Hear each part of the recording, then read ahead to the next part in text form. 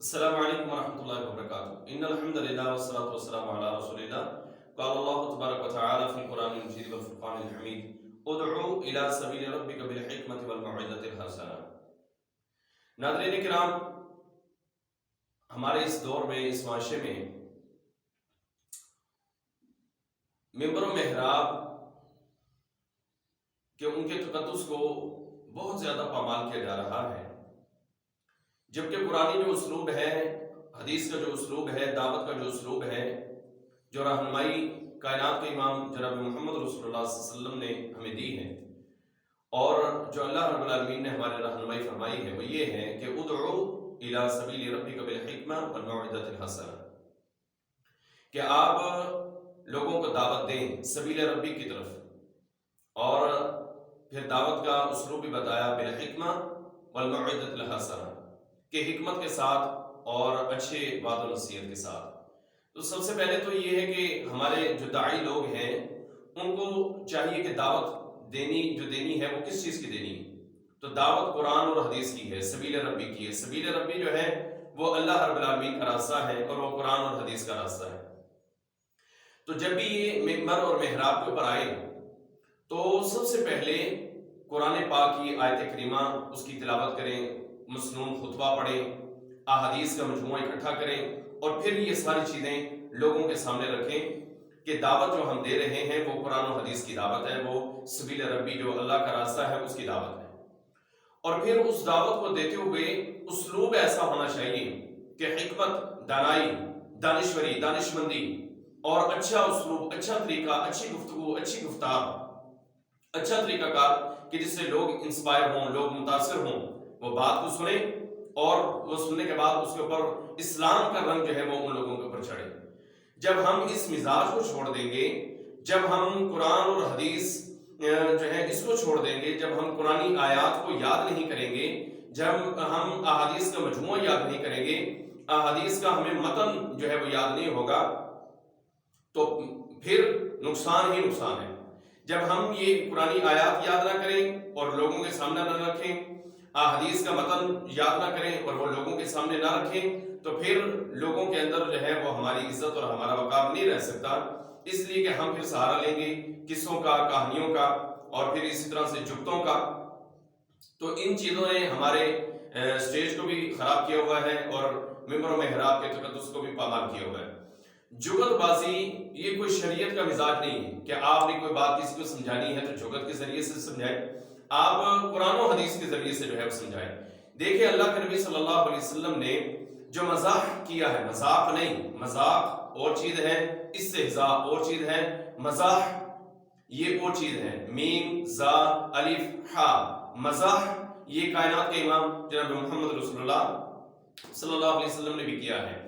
تو نبی علیہ الصلوۃ والسلام کی سنت مطالعہ ہے کہ آپ اس رات میں مزاح کیا کرتے تھے، جس طرح ایک حدیث کے اندر موجود ہے کہ نبی صلی اللہ علیہ وسلم کے پاس ایک آدمی آیا اور اس نے آ کر کہا، اللہ کے نبی میں نے سفر کے اوپر جانا ہے تو مجھے کوئی سواری دیجیے۔ تو نبی علیہ الصلوۃ والسلام نے اپنے دوسرے صحابہ سے فرمایا کہ بھائی اس کو اونٹنی کا بچہ دے دو۔ تو اس نے سوچا کہ یہ کس طرح کی بات ہے کہ میں نے سفر پر جانا ہے تو اونٹنی کے بچے کے اوپر تو میں سوار ہو کر نہیں جا سکتا۔ تو اس نے کہا اللہ کے نبی صلی اللہ علیہ وسلم اونٹنی کا بچہ آپ دے دیں، میں نے لمبا سفر کرنا ہے۔ تو نبی علیہ السلام نے فرمایا جو اونٹ میں آپ کو دینا چاہتا ہوں آخر وہ کسی اونٹنی کا بچہ تو ہے نا۔ تو مزاح نبی علیہ الصلوۃ والسلام نے اس انداز میں کیا ہے۔ تو اگر کوئی اس طرح کا مزاح کرتا ہے تو بھلے کرے، اس میں کوئی کباہت نہیں ہے، لیکن منبر اور محراب کے تقدس کو جو ہے وہ اللہ کے لیے پامال نہ کریں۔ اس کا تقدس ہے، اس کی عزت ہے، اس کا بڑا احترام ہے، اس کا بڑا وقار ہے، اس کو آپ خراب نہ کریں۔ آپ جگت کے ذریعے سے لوگوں کو سمجھاتے ہیں، اور پھر جان بوجھ کر آپ کے ہی جلسے کے اندر ہی کیوں لوگ موبائل نکال کر بیٹھتے ہیں؟ ہمارے خطبات کے اندر کیوں نہیں بیٹھتے؟ جو خطبہ جمعہ سننے کے لیے آتے ہیں، کبھی کسی کے ہاتھ میں موبائل نہیں ہوتا کہ وہ موبائل نکالے اور وہ ٹچ جو ہے وہ کرنا شروع کر دے۔ تو ہمارے تو اس طرح سے ماحول کے اندر نہیں ہے۔ لہذا معلوم یہ ہوتا ہے کہ اگر آپ کے جلسوں میں، آپ کے خطبات میں، آپ کی تقاریر میں اور آپ کے پروگرام میں اس طرح سے نوجوان طبقہ کرتا ہے تو یہ راہ آپ نے کھولی، یہ راستہ ان کو آپ نے دکھایا۔ جب آپ لوگوں کے ساتھ مزاح جو ہے وہ کرنا شروع کر دیں گے اور بہت زیادہ، اور پھر مزاح سے آگے مذاق کی صورت اور استہزاء کی صورت میں جائیں گے تو آپ کی اپنی عزت کے اوپر حرف آئے گا۔ اس لیے کہ مزاح کرنے والا انسان وہ خوش اسلوبی کے ساتھ اچھی بات اور پیاری بات، عمدہ بات کر دیتا ہے کہ اس کی عزت اور اس کا وقار بھی باقی رہتا ہے۔ اور جب آپ جیسے لوگ مذاق کریں گے اور استہزاء کریں گے تو پھر آپ کا اپنا مذاق بنے گا۔ اور یاد رکھنا، منزاحی کا زوحی کا، کسی پر آپ ہنسیں گے تو آپ کے اوپر بھی ہنسا جائے گا۔ آپ نے جو ہے وہ نشانہ بنا رکھا ہے لوگوں کا کہ میں نے مجمع کے اندر جو ہے فلاں لوگوں کو ٹوکنا ہے، روکنا ہے، کبھی کسی کی شرٹ کی بات، کسی کی کبھی کٹنگ کی بات۔ دیکھیں کٹنگ کی جہاں تک بات ہے، اللہ کے نبی صلی اللہ علیہ وسلم کی واضح حدیث ہے، نہا رسول اللہ صلی اللہ علیہ وسلم عن القضاء، کہ نبی علیہ السلام نے قضا کرنے سے منع کیے۔ آپ اسے بڑے اچھے انداز میں ایکسپلین کر سکتے ہیں کہ بھئی نوجوان بچوں، پیارے بچوں، میرے نوجوانوں، لڑکپن کی عمر کو پہنچنے والوں، آپ جو اس طرح کی کٹنگ کرواتے ہیں، یہ کائنات کے امام محمد رسول اللہ صلی اللہ علیہ وسلم نے اس سے منع کیے۔ آپ دیکھیں کتنا پیارا انداز ہے کہ آپ اس انداز میں ان کو سمجھائیں۔ جب آپ انہیں یہ کہیں گے کہ یہ کھوتا کٹنگ ہے، آپ جب یہ کہیں گے یہ سور کٹنگ ہے، تو وہ کوئی بھی نہیں اس بات کو سمجھنے والا۔ تو نبی علیہ السلام کا جو طریقہ کار تھا سمجھانے کا، آپ علیہ السلام اس انداز میں سمجھایا کرتے تھے۔ اور جب کسی کا ذکر کرتے تھے کہ کسی کی خامی کو، کمی کو دیکھتے تھے، آپ اسلام ان کا نام ہی لیتے تھے۔ آپ اسلام فرمایا کرتے تھے فما بال اقوام یفعلون کذا وکذا، کہ لوگوں کو کیا ہو گیا کہ وہ اس طرح سے کرتے ہیں۔ تو آپ کو نامینیٹ کر کے جناب وہ اس طرح سے کرتے ہیں، تو پھر آپ کی اپنی عزت کے اوپر حرف آئے گا۔ علماء کرام بھی اٹھیں گے اور وہ آپ کے اوپر بات کریں گے، اور پھر نوجوانوں، لڑکوں کے اندر بھی آپ کی عزت اور احترام نہیں رہے گا۔ مجھے بڑے اچھے طریقے سے یاد ہے کہ میں نے آپ کے ساتھ 2-3-4 پروگرام جو ہے وہ کیے صاحبات ضلع کے اندر، تو اس میں نے خود نوجوان بچوں سے سنا ہے کہ وہ ہنس کے مذاق کر رہے تھے کہ فلاں صاحب اس طرح سے، فلاں صاحب اس طرح سے ہیں۔ تو للہ، اللہ کا واسطہ ہے، اللہ کا واسطہ ہے ناصر مدنی صاحب، اللہ کا واسطہ ہے، آپ سیریس ہو جائیں، اس لیے کہ سب سے زیادہ سنسیئر جو شخصیت تھی کائنات میں وہ محمد رسول اللہ صلی اللہ علیہ وسلم کی تھی۔ تو آپ علیہ السلام کے ہم چونکہ وارث ہیں، ان کے دین کے وارث ہیں، اسلام کے وارث ہیں، العلماء ورثۃ الانبیاء۔ تو اگر ہم نے اللہ کے نبی صلی اللہ علیہ وسلم والی مسند کو ہم نے اگر سنبھالا ہوا ہے تو پھر ہمیں بھی اسی طریقے سے سنسیئر ہونا چاہیے۔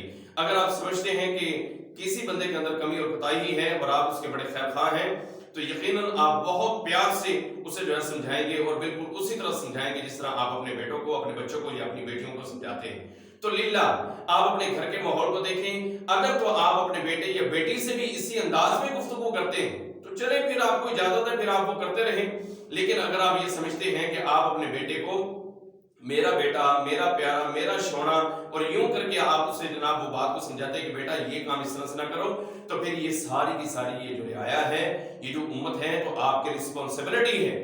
جس طرح آپ اپنے ہی وطن سے پیدا ہونے والے بچوں کے خیر خواہ ہیں، اسی طرح پھر ان کی خیر خواہ ہو جائیے۔ اور یہ ساری عوام ہمیں اگر سننے کے لیے آتی ہے، آپ کو سننے کے لیے آتی ہے، تو وہ کچھ سیکھنے کے لیے آتی ہے، تو اللہ کے واسطے آپ وہ چیز ان کو سکھائیں جو ان کے لیے نفع بخش ہو، اور انداز بھی سکھانے کا وہی ہونا چاہیے جو ان کے لیے نفع بخش ہو، نہ کہ مذاق اور استہزاء بنتا رہے۔ مجھے بڑی امید ہے کہ یہ درد دل سے نکلی ہوئی جو آواز ہے میری آپ تک انشاءاللہ پہنچے گی۔ آپ ضرور سنسیئر ہوں گے، اور ہونا بھی چاہیے، علماء کو سنسیئر ہونا چاہیے۔ ممبروں پر ہنسنا، ممبروں کے اوپر کھڑے ہو کر، محراب میں کھڑے ہو کر لوگوں کا مذاق اڑانا، شعر و شاعری غلط انداز میں کرنا اور جگت بازی کا استعمال کرنا، یہ شریعت میں منع ہے۔ اللہ رب العالمین بھی اس کو پسند نہیں کرتا، اور اللہ کے نبی صلی اللہ علیہ وسلم نے بھی اس چیز کو پسند نہیں کیا۔ اللہ سے دعا ہے اللہ ذو الجلال ہمیں عمل کرنے کی توفیق عطا فرمائے۔ اقول قولی ھذا استغفر اللہ لی ولکم ولسائر المسلمین والمسلمات واستغفروہ انہ غفور رحیم۔